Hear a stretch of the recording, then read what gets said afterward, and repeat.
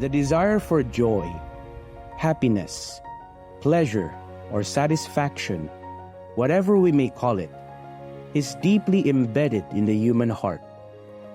The English Puritan Thomas Manton said, "It is as natural for the reasonable creature to desire to be happy as it is for the fire to burn."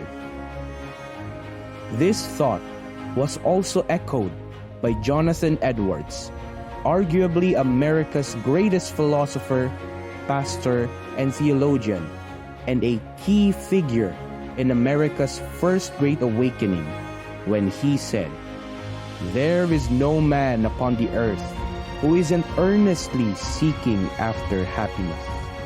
They will twist and turn every way, ply all instruments to make themselves happy men." The French philosopher and mathematician Blaise Pascal also observed, "All men seek happiness. This is without exception. This is the motive of every action of every man, even of those who hang themselves." The desire to be happy is present in the heart of every man across every generation. It is a given, a universal constant. This desire and longing for happiness was deeply planted in the human heart by no other than our Creator Himself. Our God is a happy God. Psalms chapter 16 verse 11 says, "In His presence there is fullness of joy. At His right hand are pleasures forevermore." Our happy God placed deep within man, His image bearer, this inward thirst for happiness, the happiness that we sometimes seek in other things, but can be found in Him alone. The good news is, we do not have to choose between our God and our joy. We do not have to choose between holiness and happiness, or between our pleasure and our pleasing of God. Our quest for joy finds its fulfillment in God.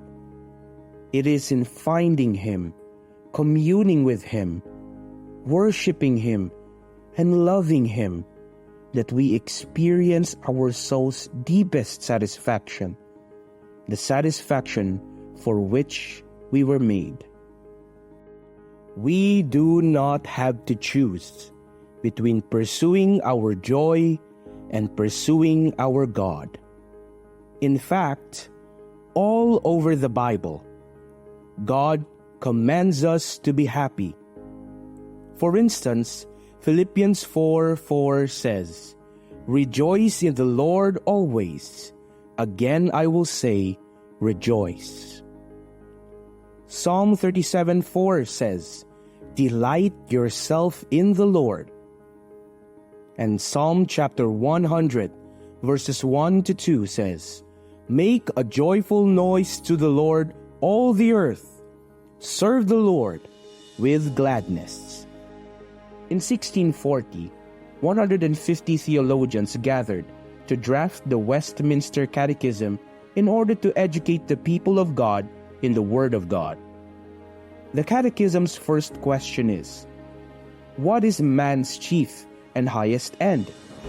The answer, man's chief and highest end is to glorify God and fully to enjoy Him forever. For these godly men, glorifying God and enjoying Him are not two separate ends. They are one and the same. We glorify God when we enjoy Him above all else.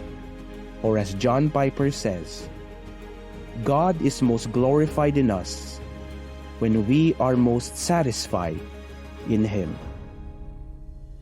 Join me in this Renown Conference 2024 as we explore the theme, Joy and God's Global Renown.